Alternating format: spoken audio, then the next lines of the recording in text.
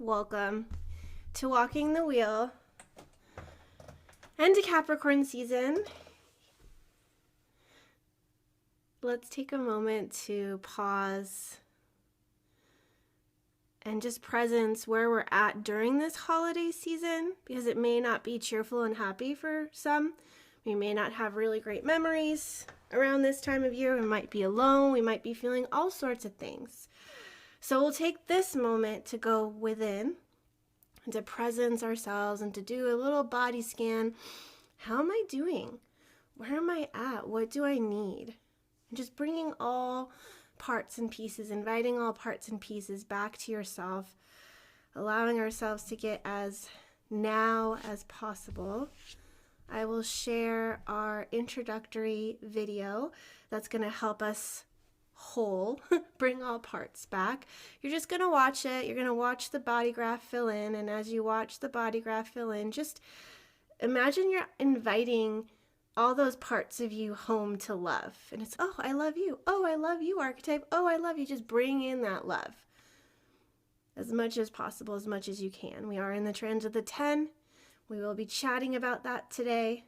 So let's try to give ourselves love, receive love, give others love. Let's bring in that love energy. Okay. So use your breath as a resource, and I will see you on the other side of this short introduction.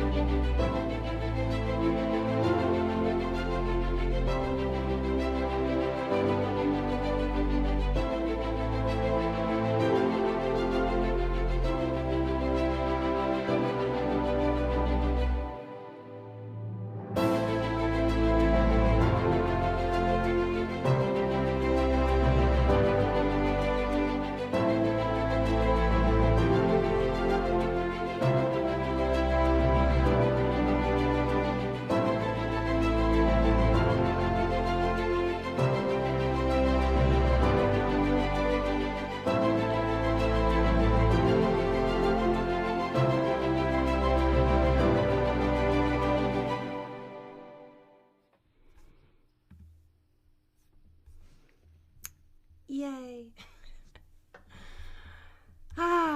Capricorn, we're gathering around you. We're sensing into you. Today we would love to learn from you.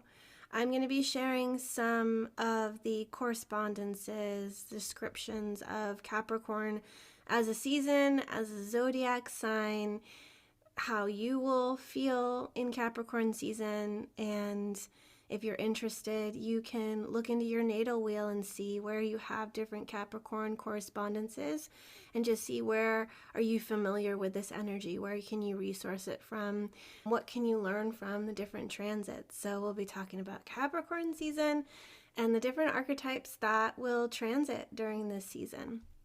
So let us begin.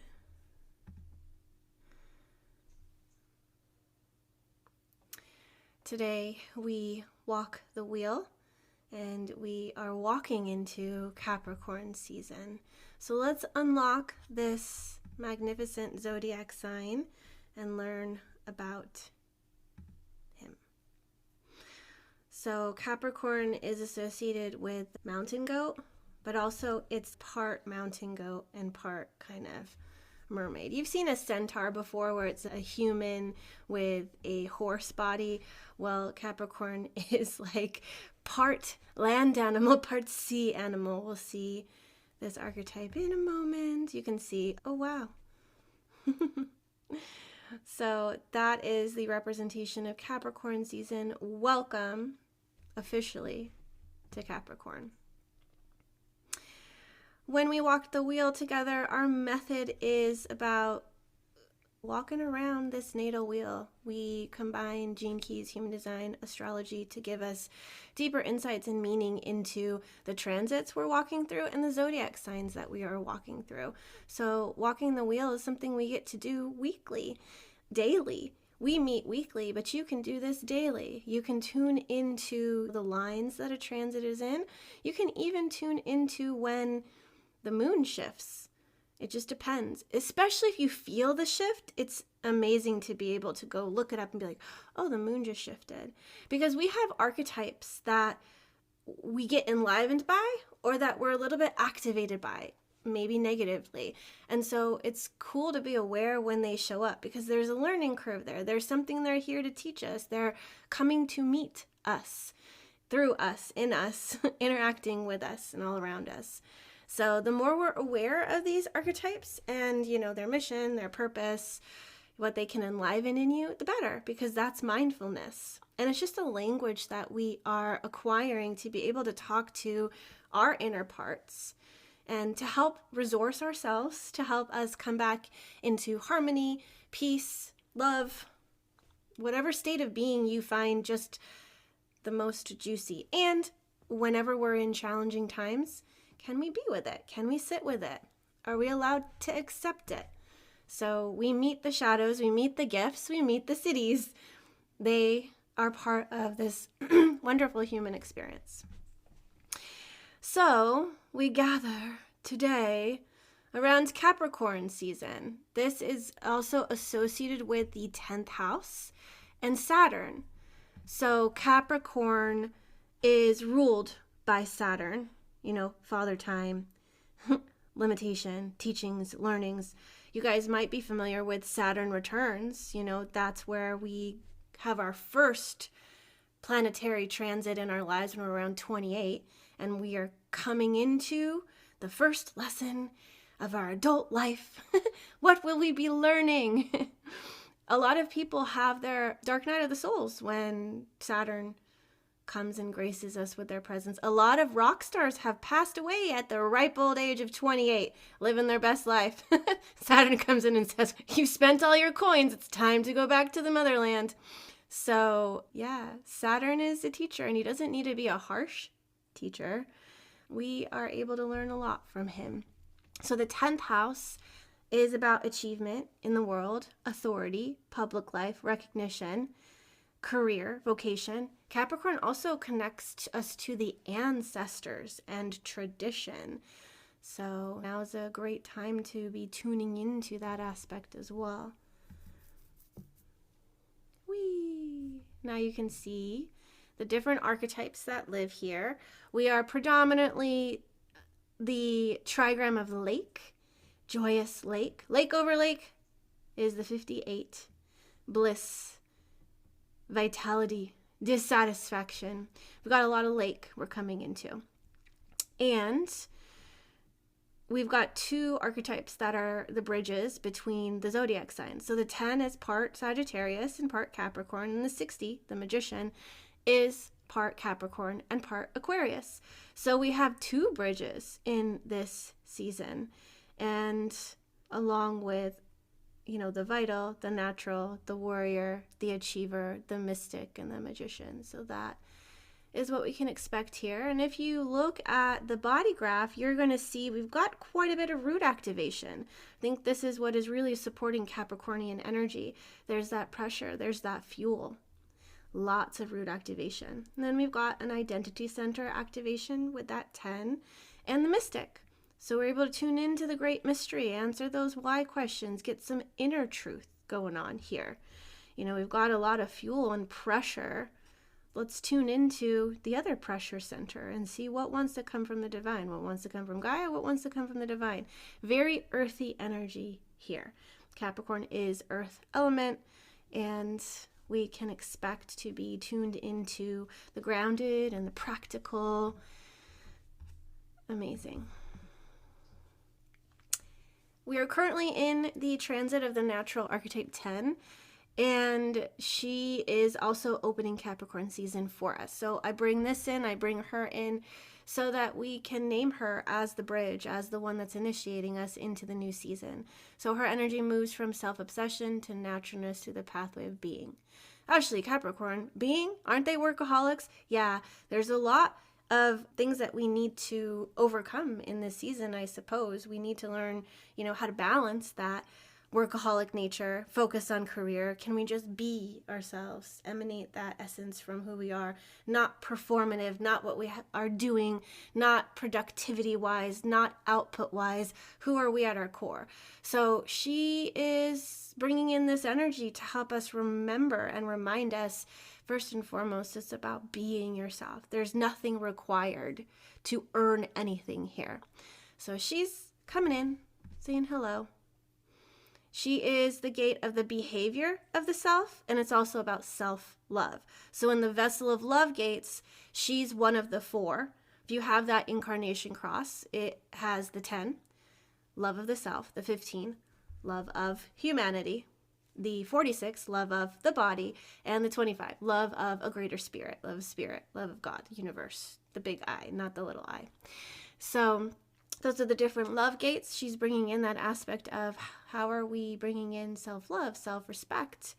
Who am I? That's the question that she asks that brings us on that journey to eventually resting in just being, not even needing to answer the question. I am that I am. I don't need any labels. I just am. And you can see how content and peaceful she is. She's inviting you into this feeling of resting in yourself, resting in love, resting in you. And we've got these Capricorn archetypes. So just a little overview of Capricorn. Like I said, it's Saturn ruled. So we've got time, we've got maturity, we've got boundaries, consequences. In some cases, Saturn really likes you to work. It likes you to earn that A, earn that grade. It wants you to do something. You're learning here. It's cardinal earth, so it's initiating structure. It's making vision tangible. You're building containers. It's very practical, very pragmatic. It's connected to, Capricorn is the goat, mountain medicine. What is this? Endurance, perseverance, mastery through repetition. We're going to keep at it. We're going to be the best. Integrity and standards is important here too. And when we come to the natural, it's like, why does this fit in Capricorn season? The integrity comes from, am I in integrity with myself? Self-respect becomes the foundation. Self-love becomes the foundation. It's integrity made. No, oh, go out there, honey. Not in here. Sorry, that's my daughter. I had a feeling she was going to come in. She loves to come in when I'm teaching. She is not about proving. She's not about performing or faking anything. She's just about alignment. And I don't think Capricorn is really about that performance. It's really hard on itself, but it's not doing it for the other. It's just, it's gritty. It's there. It's doing its thing. And it has really strong values and integrities and traditions. Saturn is also a traditionalist. So the natural is going to build self-trust over time. She's going to keep her word to herself.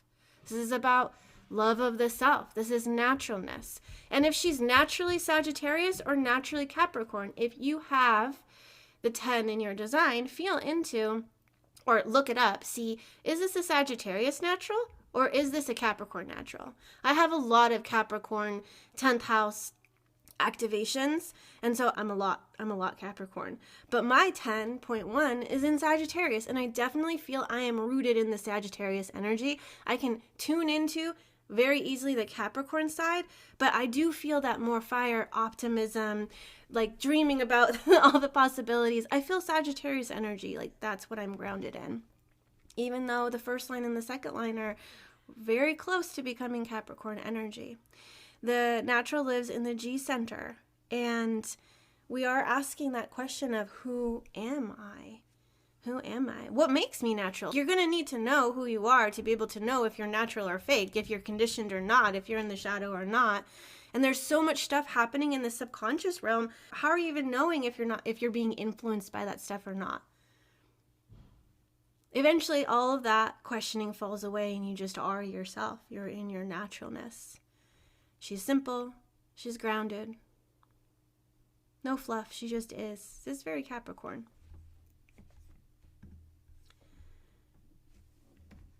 Okay, and now, who's next? The vital archetype fits in Capricorn because he's got this make it better energy. We move from dissatisfaction to bliss and vitality. He's going to sense when something's off. I don't like this. I don't like this. The 18 helps you understand how are we going to correct this? Because we've got the 1858 channel here. It's about making upgrades to what supports life and health. It cares about where it's pouring its energy to. This is another root gate. We've got pressure to correct, to fix, to make things better. We want things to be efficient. The vital is about efficiency. This is like Capricorn's best friend. I'm sure Capricorn loves this archetype.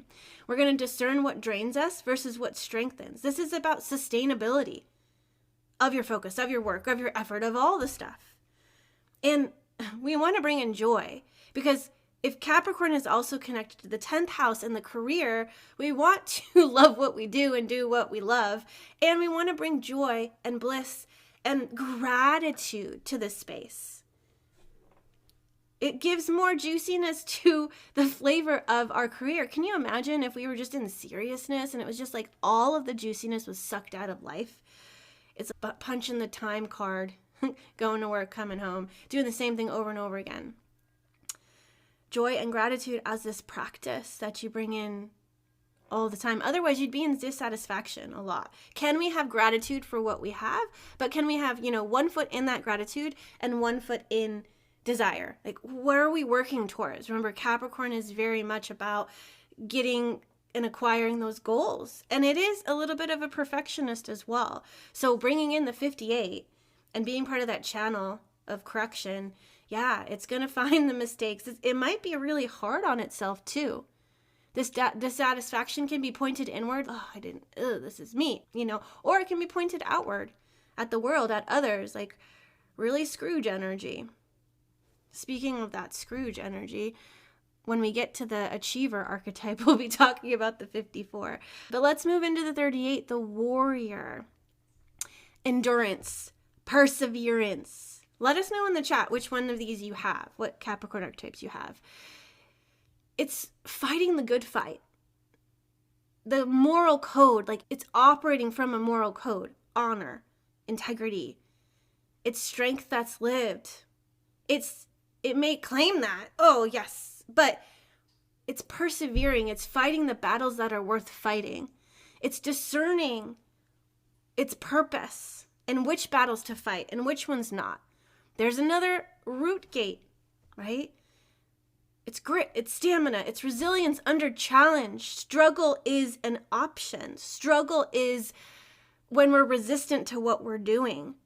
When you know the higher purpose of the role, of the job, of the assignment, of the mission, it may still be hard, but you're not struggling anymore. Because there's something else that's fueling you and giving you the strength you need. It's not afraid of rolling its sleeves up and doing the hard work. It can accept a challenge. It will accept every challenge. Yep. And in some cases, it makes things harder. It tends to be a little bit stubborn, and it'll take the hard road versus the easy road. It might have the belief that life is about struggle, and so no, there's something wrong with that easy road. I'm sure that we're going to fall into a pit and die in the easy road. I'm going to take the hard road. It does it. It does it willingly, even if it has a choice to go the other way. But it learns so much about resilience and what it's capable of. It has all the grit it needs. It has all of the dedication it needs. It's ready to go. And if it's sweating, it knows it's doing something right. Oh, we want to tune into what kind of warrior am I?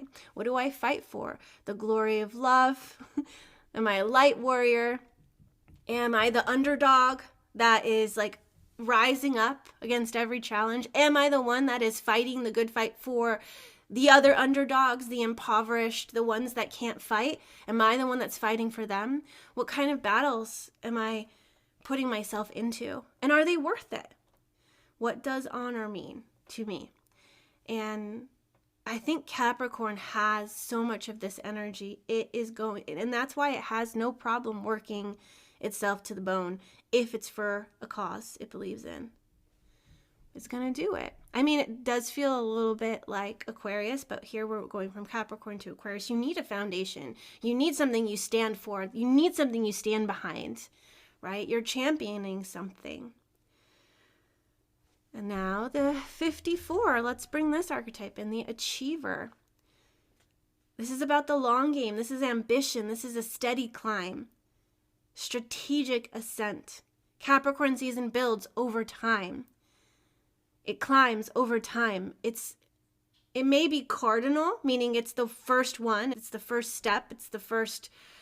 It goes first.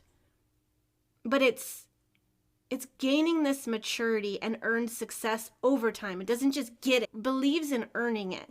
It believes in putting its effort every day towards a thing, and then the reward of, oh, okay, I accomplished this. Some high achievers are Capricorns. They're type A personalities, and they are the ones that continually raise the bar for themselves. So they're stuck in dissatisfaction because nothing's ever good enough. They're always raising it higher and higher. It could have always been done better.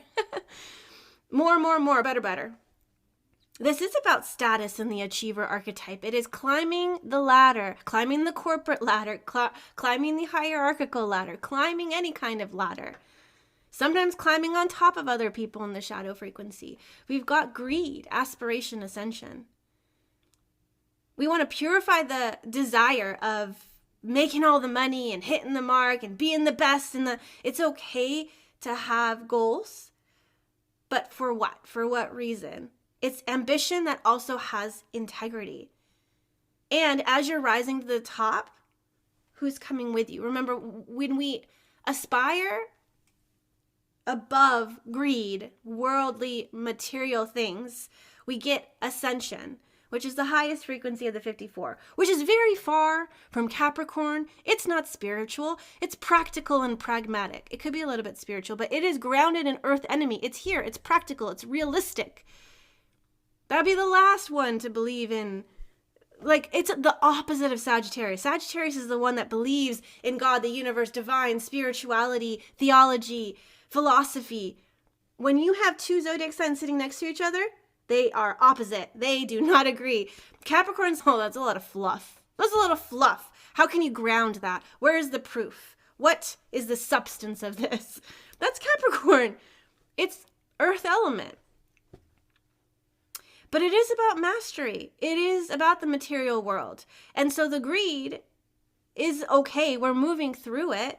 But why do you want more? Does your more fuel a bigger mission than you? It's not about accumulating wealth. It's about prosperity that flows. Wealth is like gaining the pool of money like Scrooge McDuck or Scrooge in the Christmas Carol.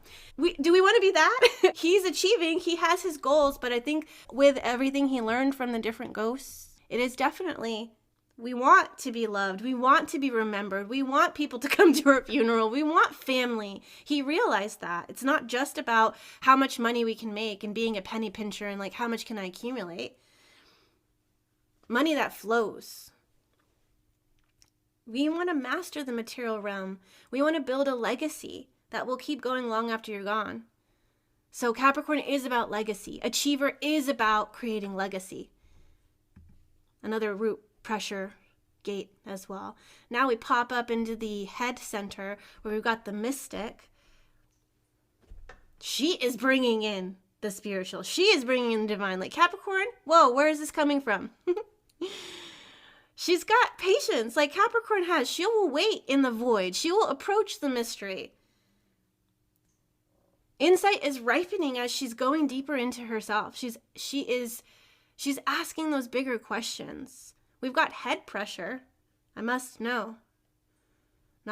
not a truth. I want to know the truth. I want to know the great truth. I want to know the great mystery. Mystery is her vision. She is courting the mystery. The achievement for her is to surrender to the mystery, to know the mystery, to become the mystery. This is about inspiration. So if we move away from, the mystic as this spiritual, mystical archetype and move into inspiration, we can get into psychosis of this is all that matters. And every day my mind won't stop approaching this thing. Inspiration is the fact that these people make their whole world about this. And when you come into their world, you can't help but drink the Kool-Aid and be like, oh, wow, okay, it is. This is the truth you have uncovered, and your whole world corroborates that, right? We get into psychosis where there's no room for anything else, right? It's just this. We've proven this, and this is all that there is, and we have to validate it. And we get so fixated on validating that thing, psychosis. And it works with the 24 very well, which runs on the hamster wheel and just keeps validating that thing, returning over and over. It can't let the thing go. It's grasping for that answer, for that thing. Why did that happen? It happened because of this, and I'm going to prove that it happened because of this. And then we get into psychosis, and that's all we see. So we want to be an inspiration. That makes all things possible. You are inspired. You are ready to go. You are enlivened by this thing. Excited. It's an excitable energy. And the mystic happens to be individual circuitry. And so she's not doing it for anyone else. She's doing it for herself. And then she inspires others. Her inspiration goes out like a ripple. And we can get really inspired in Capricorn season. We can get inspired by all of these people that are building businesses, and Capricorn is about that. It's about business. And let me tell you, the entrepreneurial journey is the spiritual journey. You wake up when you are your own boss. This is boss status in Capricorn season. It's boss. You are the boss. You are the maestro. You are the jefe. You are the patron. You are that. You are that. And so you come into that. And you know what happens when you're the boss? Responsibility. Everything that happens falls on your shoulders, right? The successes and the failures. You learn a lot about yourself and what you're capable of when you start a business. The magician comes in and brings us the structure. This is about sacred structures. This is about realism. This is about limitation. As a container, we want to be held. We need structure. We need routine. We need something to push up against so that we know how to break free from something, so we know how we feel supported. It is the mountain itself, right? How are we going to climb the mountain if we just keep falling into like slime? Okay, I can't really climb the top of this. It has no structure to it. I'm just sinking into it. We want something beneath our feet. Capricorn is about creating foundations. The magician archetype, abracadabra. I'm going to make something out of thin air. It works from reality. It knows the rules. It knows time. It knows the process. It's about mastery of that Saturn archetype. Structure, limitation. So much Saturn in the magician archetype. Root pressure again. Evolution through constraints. Realism. Results are magical. Aligned action within boundaries.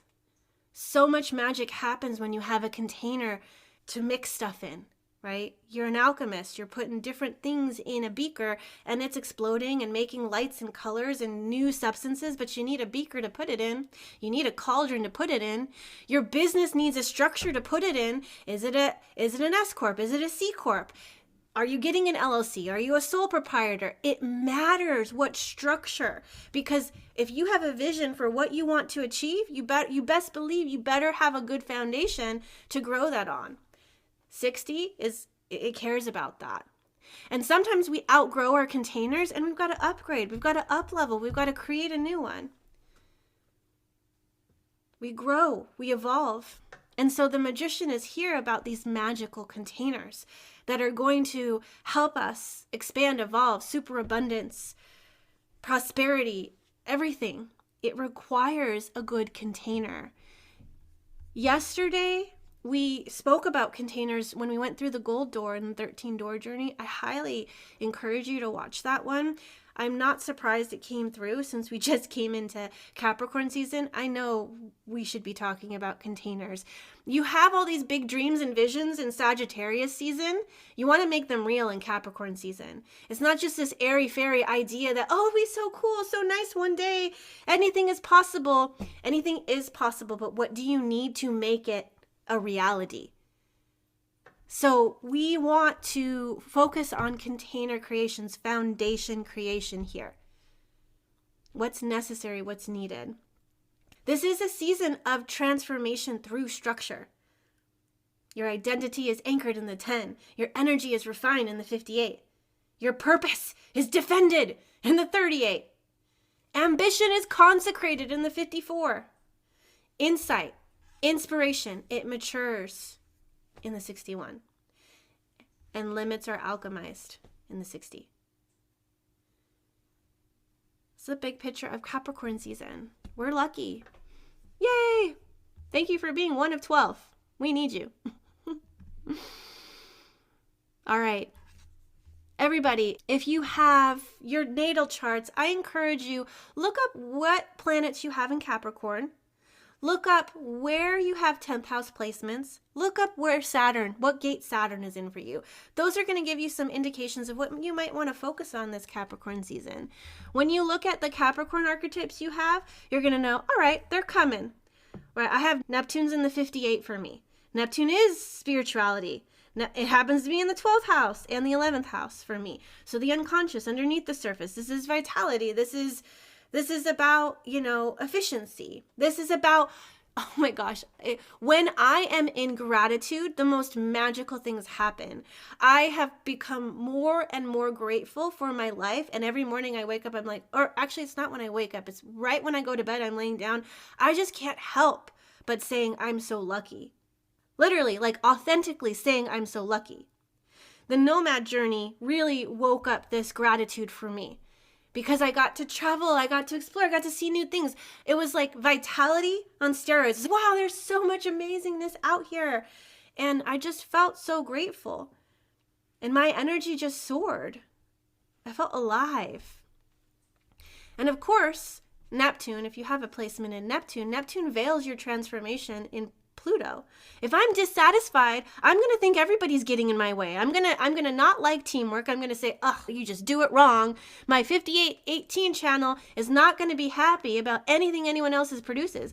Better just do it by myself. 10th house. Holy guacamole. Like, what? Okay. Pluto, my transformation is in business. That's why I said the entrepreneur journey is a spiritual journey. Literally, my transformation happened in business. I asked the question, who the heck am I? And I left, my hero's journey had me leave home, leave being a mother, leave being a wife temporarily to put some of my efforts towards who am I? I feel so driven to have some kind of career, but I don't know what career. My rising sign, Capricorn. I'm a Capricorn ascendant. So I go off on this spiritual journey that I was calling the entrepreneurial journey, and it just woke me up to what I was capable of, to what I was not capable of. Working with others, I have always had a business partner. Besides when I was in direct sales, which I was in a corporate structure. I mean, I guess it's not corporate, but it was in a structure, and I wasn't the head and the top of that structure. Whenever I went into business with people and I did things with them, whether it be immersions or retreats or when I brought through the archetypes or any of these other ones, I always had the wingman. I always had someone with me as I was gaining my competence and my confidence. And it was like never alone. I was never alone. And, vitality, the second line, natural vitality, naturalness, also with the other. So I learned a lot. I learned a lot being in business. And you can see my Saturns. What am I here to learn? I'm here to learn patience and timing. My husband has the 5 as his evolution sphere. And I'm learning a lot through observing his impatience. And I'm like, okay. As a 5-1, you don't want to be impatient because you miss things. You make mistakes. And some mistakes are very costly, right? You're putting together a swing for your children and you forget to put the nails down into the ground and your kids are swinging and they're going high and that swing set tips over, they get hurt. Whose fault is that? It's your fault. It's your fault as the parent. You were putting it together and the structure's not solid. So patience, and I'm here to master the art of patience and timing. It's a 5th line here. And if it's in the 11th house, this is about, friends. It's about community. It's about large groups. It's about revolution and mission. I remember forever, I was like, what do I stand for? What do I stand behind? What is my mission? What is my thing? Like, I wanted something to rally for. And it's been blooming and growing in me. And right now, conscious creatorship is so important to me. That's why on Mondays I talk about that. And I'm here to also learn how to sell, market, be the hypnotist, give the transmission, allow it to come through. I'm investigating it. And of course, I need this as I'm a Capricorn. How can I utilize this? It's a good gate to have if you are in business. What else can you look at? You can look at all your 10th house activations. So when you look at your house, it's in what area? In what area is this stuff happening? In business, in career, in public face. And so you can see 26 happens in business. Idealism in business. This is where I got all my archetype stuff from. In business. 10.1 happens to be Sagittarius, but in business. You can see all of my activations that relate to Capricorn, 10th house, and Saturn. So when you look at yours, you can see how it's not just about how many planets do I have in Capricorn. Literally, look at Saturn, look at the 10th house, then you'll see how much you have or don't have in Capricorn. If you buy or are part of the 64 Archetypes subscription, you have access to the Capricorn setup series course, and in there Bella and I go deep into, all right, how do you unpack your Capricorn activations, your 10th house activations, the Saturn activation, and we teach you all about it. So if you want to go deep into your chart, that's a great course. Absolutely. So, oh wow, Capricorn season. Let's get into Capricorn season. December 21st, 22nd, depending on which year, to January 19th. You can see our sea goat, our sea mountain goat, and Saturn. The polarity here is feminine. So interesting. Sagittarius happens to be masculine. Capricorn's feminine. We should call Capricorn, you are now a she.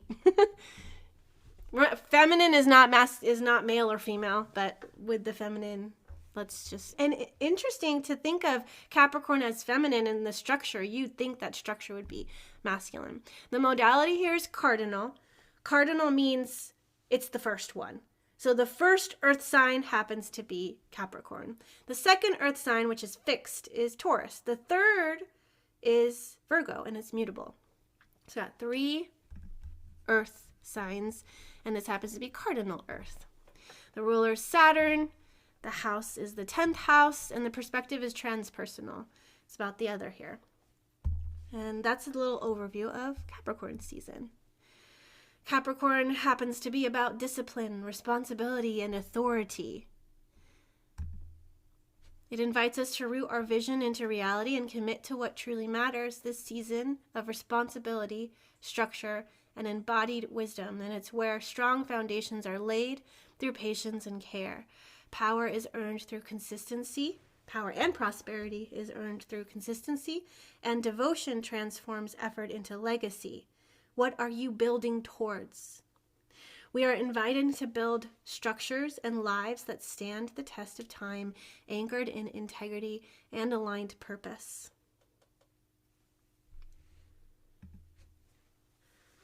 Some of the positive characteristics of Capricorn happen to be that Capricorn brings in that discipline.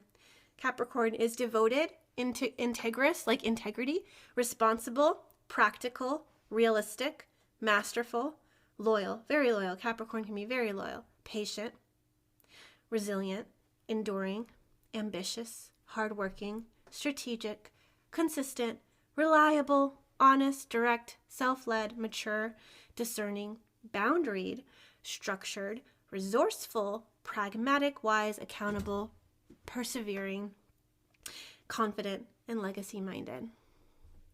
When we come into the pitfalls,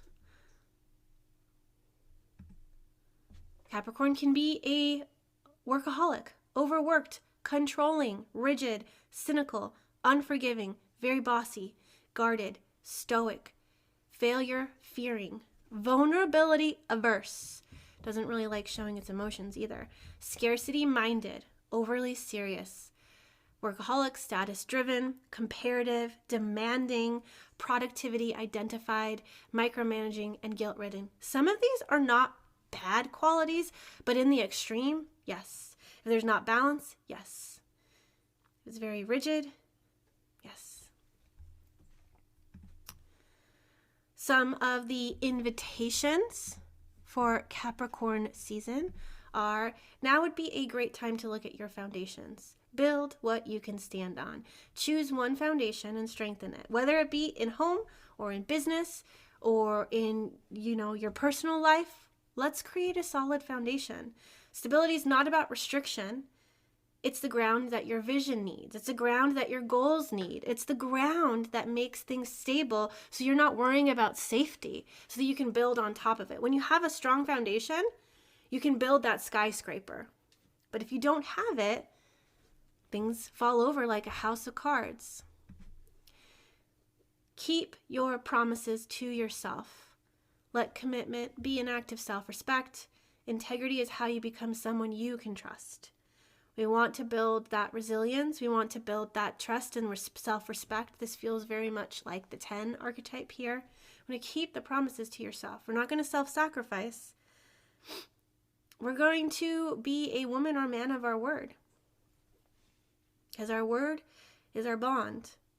And what we say goes. And if we say we're going to do something, we're going to do something. And when we keep our promises to ourselves, we become trustworthy. To ourselves, we can trust ourselves. And when we keep our promises to others, we become trustworthy as well. Very loyal. Remember, I told you that. Do the next right step. Not the whole mountain, the next foothold. One step at a time. Momentum is built through consistent, humble action. It's earth energy here. Like, you're going to be doing this. This feels a little bit like the 9, right? You put in the effort every single day and it builds towards something bigger and you become invincible. 9 happens to be Sagittarius, but bringing in that energy. We're not doing the whole mountain at once. It's about slow, sustainable growth and momentum. Like, we're building something big over time. It's a legacy. It's not a one and done thing. It cares about the structure and integrity of the thing. It's not going to fall over. It's not going to break down on the side of the road. And then also, build what you can stand on, but let structure support your freedom. This is something that's important to learn as we're coming out of Sagittarius season. Yeah, we might care about freedom, but sometimes we're going to need to have these structures like boundaries and routines and containers that protect what matter. We can't have too much freedom. Form makes space for flow. You need banks of the river too. And then you can flow. So when you create that structure, you can have more of that flow. And then you feel that sense of freedom. And then more invitations. Take responsibility without self-punishment. This season can be really critical of oneself. Own your choices and take responsibility for them, but you don't need to beat yourself up afterwards. So you want to stay accountable, but you don't want to be mean. You don't want to be cruel. Be responsible, be accountable, learn from the mistakes, and then move on. Refine your standards. Raise the bar when it's aligned. You don't have to raise the bar all the time. That's where those type A personalities and perfectionists, we can't celebrate anything because we keep raising the bar. So we want to release the perfectionism, and it's going to be about, did I do this in the best way possible as I can? Yes. Let's celebrate. We reached our goal. Let's do it. Could I improve? Yes. So let me do that next time. We'll change it next time.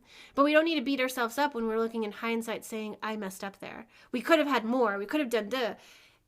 We want to just let that go. So allow yourself to have reasonable standards and consistently evolve. So your standards will grow as you grow. Lead from earned authority. Stop proving, stop faking, start embodying. What does embodied leadership mean? If you are the boss, how do you embody that boss energy? It's not a proving and a performing boss energy. I'm going to fake it until I make it, right? We want to embody that. So what does it mean to be the boss? And what kind of traits would you like to see in a leader, in a manager, in someone that is having a position of authority? And how can you remain humble when you do come into leadership positions? humble, steady, rooted. What kind of leader would you like to see in the world that you could be? And then honor the long game. Think in seasons, not in moments. What you build now becomes your future home. Some things take more time. Some things are going to have to be built over time. You start with the foundation, then you build the frame, and then you keep going. So, no, it might take time. And then let your rest be strategic. Remember, this could be about, the pitfalls is that you could be a workaholic. We want sustainability. We don't want to burn out, especially projector types and reflector types and manifestor types. When you don't have consistent energy and you're feeling all this, oh my gosh, this orientation with the Capricorn energy, we don't want to burn out. We want to recover. And generators, you got to do that too. Manifesting generators do that too. Recovery is a requirement. Relaxation is a requirement. You are gaining energy, so tomorrow can be a really productive and amazing day. But when you're depleted, when you need that little rest, take it. You need it. Take it because you need it. So those are some of the invitations for your Capricorn season. I'd love to know what your Saturn archetype is. Remember, Saturn is about limitations. It's about learning. It's father time. Things take time. We're earning. We're learning. We're trying to get the grade, learn the thing, master the skill. Saturn cares about that mastery. It wants you to graduate. And so it's bringing you the challenges and the limitations so that you can learn through the shadow, so that you can learn through the struggle, so that you can learn through the limitations.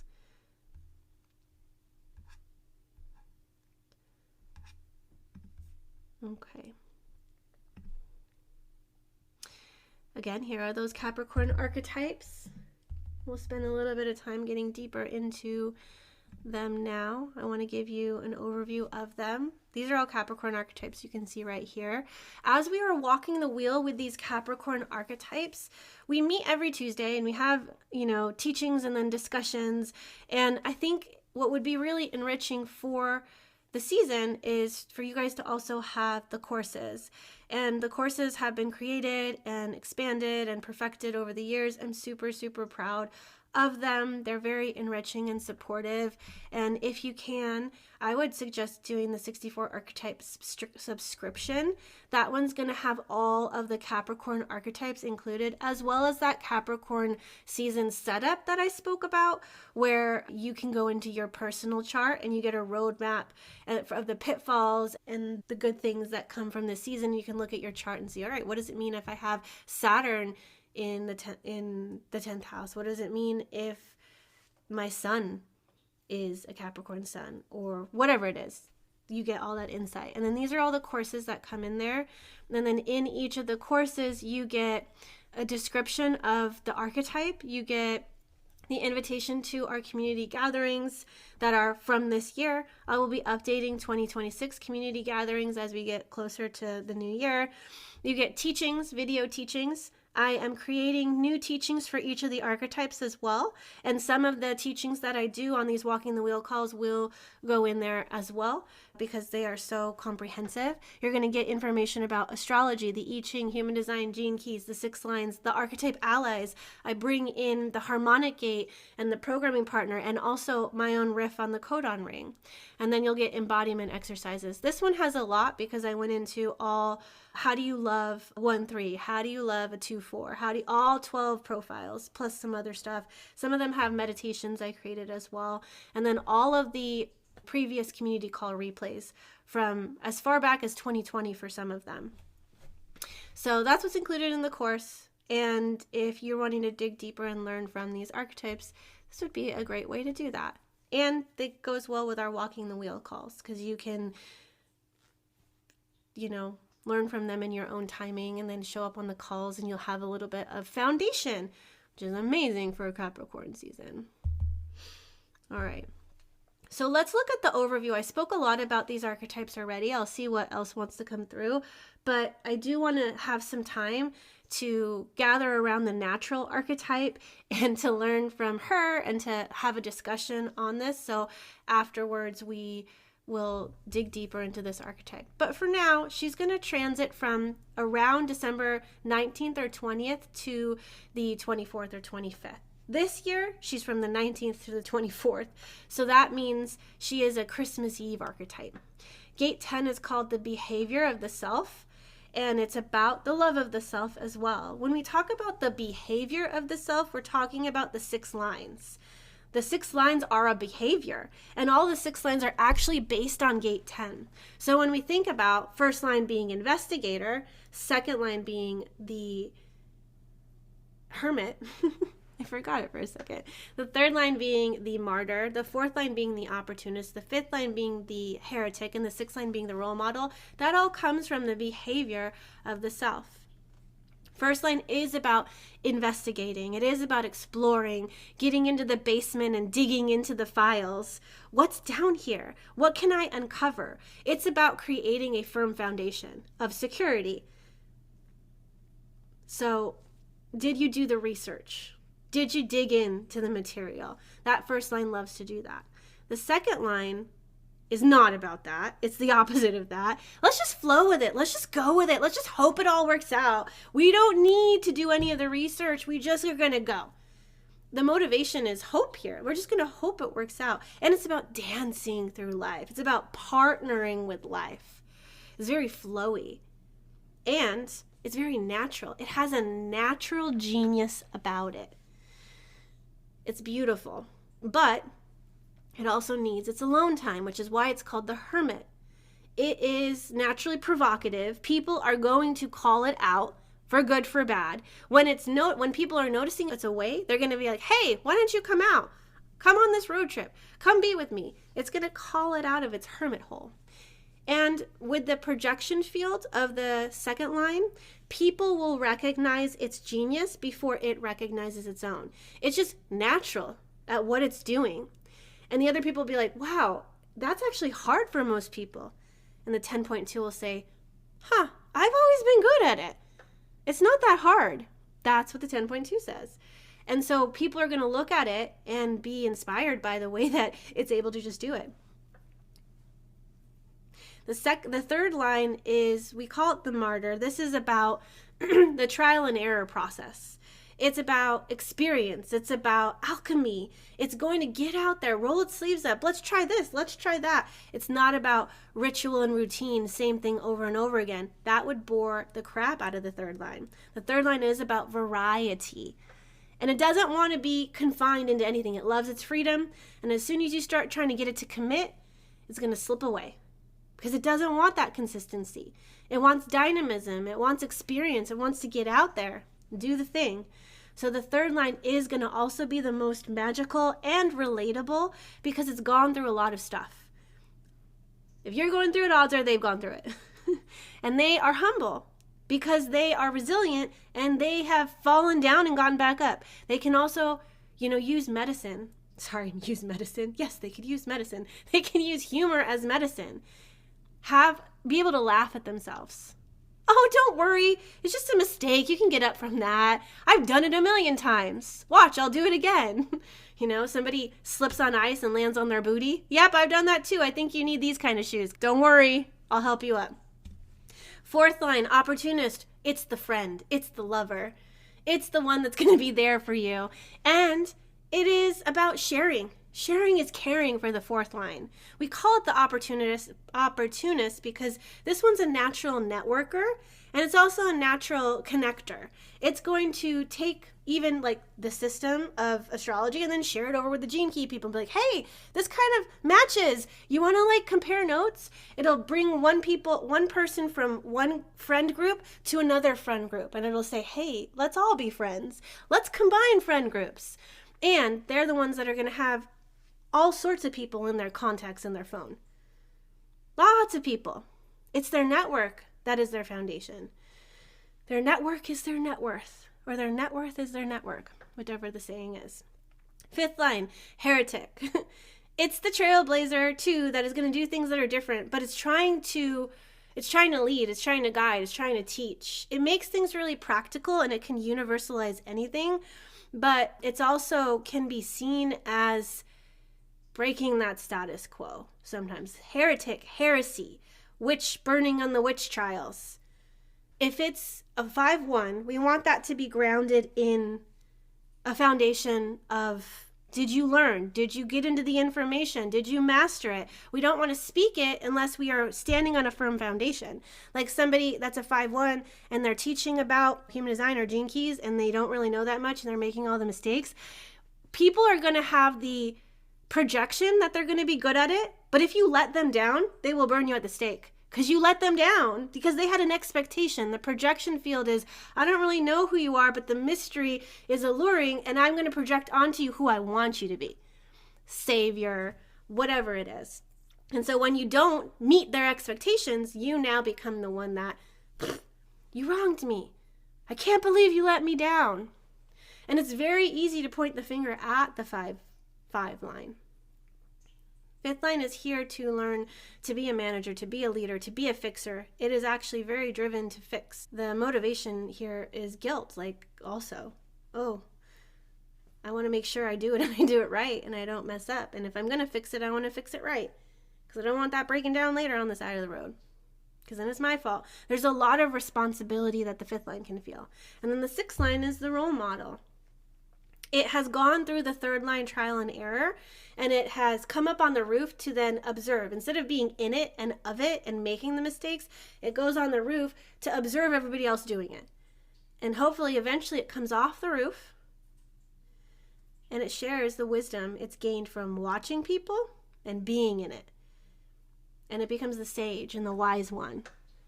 It's not here to proclaim that it is the sage or the wise one. It's here to be recognized as that because it's living life in the new way. It's here to bring the future here. It lives beyond, it knows beyond. It often feels like it doesn't fit in because it's tuned into a future frequency. It has an ideal it's here to bring. It's looking forward. The 5th line is the master. The 6th line is bringing in the future. It doesn't really care about the mastery. It's been there, done that. It's like, no, what's next? Bring it in. So that is what the behavior of the self and the 6 lines are about. Hexagram 10 is called treading. And in the gene keys, it moves from self-obsession to naturalness to being. Like I said, that question that leads you out into the world of, who am I? We start to care a lot about ourselves and who we are, who we think we are, our identity. And eventually, we get enough, like with these systems, that's where I went. I asked the question, I'm grounded in 10.1. Who am I? What am I going to do? I'm going to investigate. These systems are going to help me understand who I am. And then eventually I wasn't even asking the question of who I am. Now I'm just in my naturalness, and then I can be like, oh yeah, I did this because this. And it's just a funny thing for me. Instead of, I need to make sure I'm getting it right. My Virgo, let me get it right. I don't want to be in my shadows. Let me go find my shadows. Now I'm like, oh, interesting shadow. But yeah, this is the 10. We thank you, 10. The next archetype that we are learning about, that we are traversing during this Capricorn transit, is the vital. December 25th this year, so it's the Christmas archetype this year in 2025, to December 30th. Now this is the gate of aliveness, vitality. Hexagram 58 calls it the joyous. We've got bliss as the Siddhic frequency. This is all about life force energy, about this pressure, it's almost like you have pipes and you can flow water. Let's just call that water like bliss water, joy water. That joy water flows through you. And we're feeling the flow. Dissatisfaction is when you feel like, oh, a little bit of a crimp here. It goes really well with the 39. The 39 is the one that's the liberator. It's the one that actually clears the pipes. Like, oh, we hit a blockage.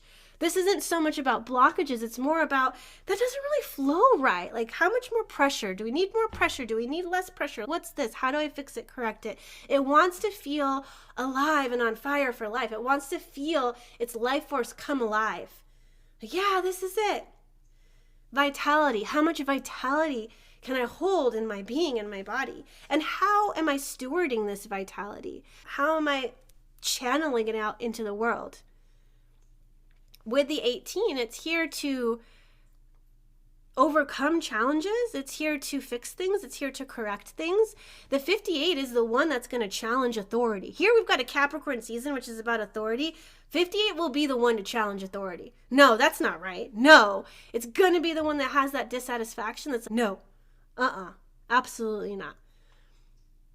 Right? It wants to feel access. It wants to feel the vitality. It wants to feel efficiency, productivity. It wants things flowing and going. And when it's not going to be happy. 58, I think, too, and this may just be my thing, it doesn't like to see waste. It doesn't want to waste things. It wants to be very efficient. So it's not going to throw away the waste. It's going to put it in compost and it's going to stick it in its plants. It doesn't want any energy to go to waste. That may be the 26, I don't know. It doesn't like, it wants a bargain too, but this feels very much like life force flowing, and we want to make sure we can be efficient with it. We want to use the last drop of energy. So if anybody has the 58, let me know. Are you about challenging authority? Are you about efficiency? What's that? Okay. And this is the vital. Look at that life force. Woo, he's so happy. You don't want to see him when he's dissatisfied. Remember I told you earlier on, gratitude. Having an attitude of gratitude is going to bring in the joy, is going to bring in the bliss. Yes, things can be off and wrong, but what is right? Let's have gratitude for what's right and then move towards correcting the thing. I learned in elementary school, when you're giving correction and feedback, you do the Oreo approach or the sandwich approach where, you have 2 good feedback and 1 negative feedback. Here's the thing that needs to be fixed, and here are the great things. We want a sandwich with the great things, and just only have 1 negative thing that needs to be fixed. I don't really like this, but I love these 2 things. That way, when you're counting up your pennies, you're like, oh, I got 2 compliments and I got 1 thing to fix. But at the end of the day, that's 1 plus for me. So whenever you're talking to somebody and you feel the need to correct or criticize or challenge, what are they doing right? Unless you're challenging authority and it's like, you're like, I need to land this home, like I'm dissatisfied. Or if it's, a bully or someone that you're up against and you have to challenge them. You're not going to tell the bully, and I love your shoes, but you did a really bad thing. You are mean to this person, and I don't like that because these are my friends, and you cannot be mean. 58.4. This is my friend, and you're being a bully to my friend, but I love your shoes. But stop being a bully. We're not going to do that in real life. So 58, vitality, life force, exuberance, joy. Let's see how much bliss we can hold in our being. For those of you that have a lot of, Virgo placements, or you are a perfectionist or a high achiever, when you come into the energy of criticism too much in your life and judgment too much in your life, it makes it really hard to be grateful or happy or hold more joy in your life.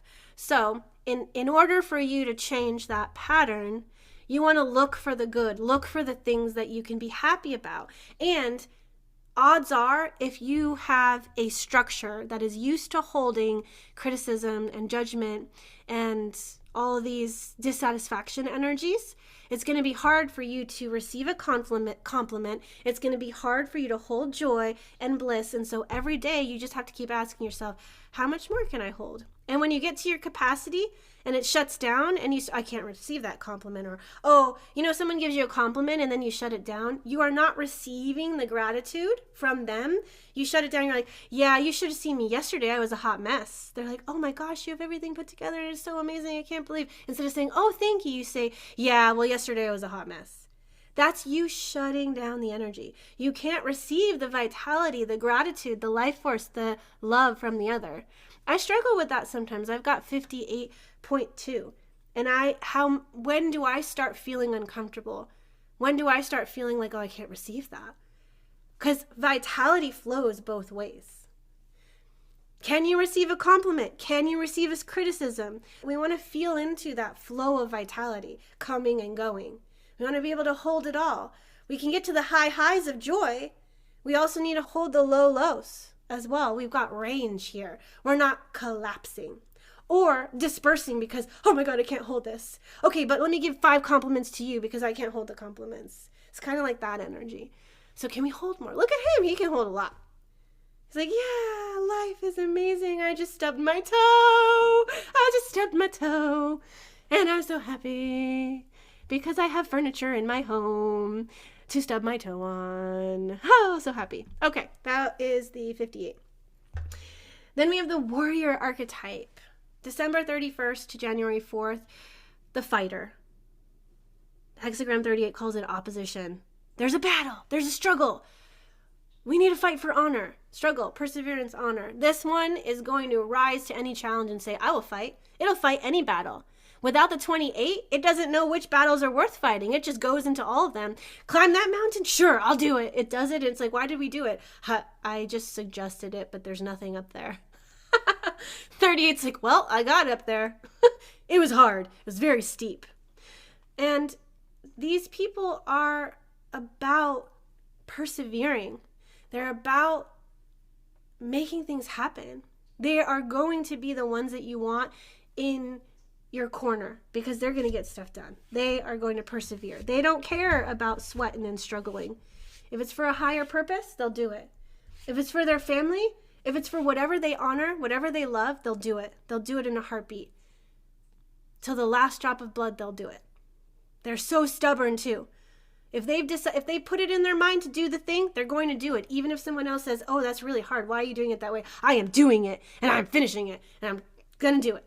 So that's kind of what happens with the warrior archetype. And what warrior are you for? What are you fighting for? What is your foundation? What are your values? What are you honoring in this battle?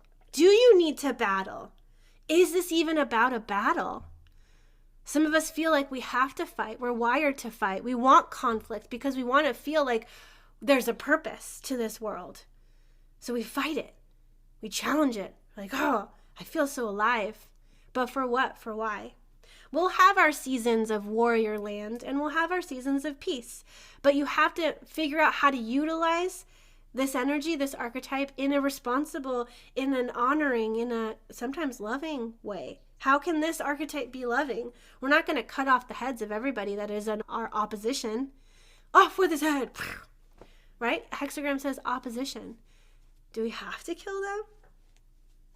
Do we have to disarm them? If we put down our shield and sword, would they be fighting us? Or are they fighting us because we're posturing in that warrior energy? When is the warrior necessary and when is it not?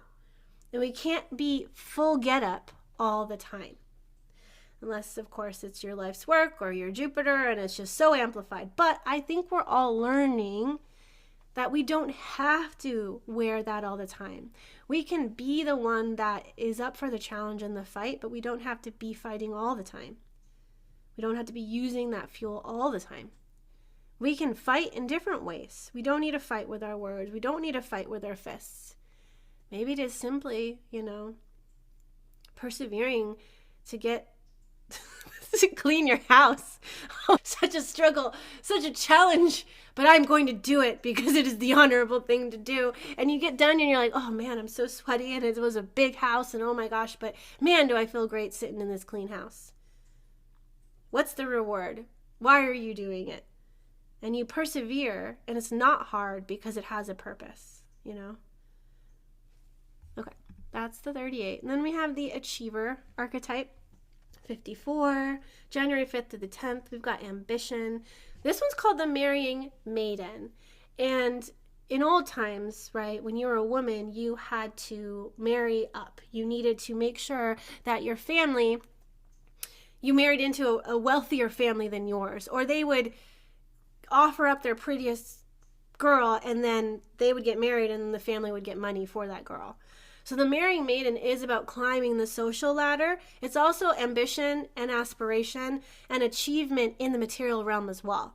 Greed, ascension, through the pathway of aspiration.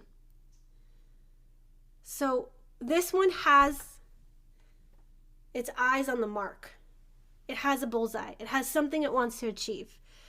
It's climbing some ladder. It has grit or not. It wants to climb. It wants to rise. And it won't do it for everything or anything. It's only for the things that it wants to put its fuel and its energy towards. Not everything.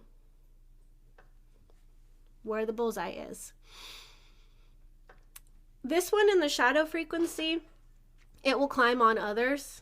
This one in the shadow frequency will see where other people are positioned and say, well, I want that too. And then it'll copy that and become that. Or it'll want to dethrone that person. Or it'll want to, become the partner of that person so they can rise together, which is a strategic thing too. And there's something about the marrying maiden energy. Can you think about how you have all these eligible bachelors and they're going off and they're, courting different women. This energy, they want to be chosen. The 54 wants to be chosen. It wants to be the winner. It wants to be the one that gets it. If there's a group of people, it wants to be the one that does it, that marries that person, that gets that thing. It wants it. And when we're talking about ascension and aspiration, it's what is the bullseye? What is the goal? This is also about spiritual ascension, when we're ascending past the material realm and matters. This is still Capricorn season, like I said earlier, and we have to have our needs met here. And it's not about the energy of the 54. Sometimes can say more, I want more. What else is there? It has this energy of more. And it can have that poverty consciousness as well. So it's tuning into that. So what ladders are we climbing? What staircases are we ascending? What is the goal? What is the meaning? What is the purpose? Hopefully in the 38, we've uncovered, what the purpose of the fight, of the battle is. And we're just persevering to get to the top. So that's the 54. And then we've got the mystic, the 61. This is the gate of mystery. Inner truth is the hexagram. We move from psychosis to sanctity through the pathway of inspiration. I spoke a lot on her already, so I don't want to go too much more in depth into this. But as a head center gate, we've got pressure. We've got pressure to know, to dip into the mystery, into the divine, into the void, into the universe, what is out there. And that will also lead you what is in there. She's got to approach the mystery. She's learning how to court it. She's learning how to become it. In sanctity, she is it.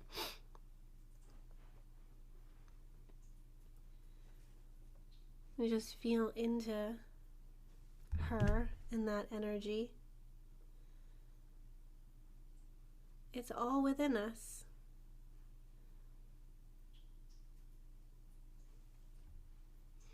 Thank you, Mystic.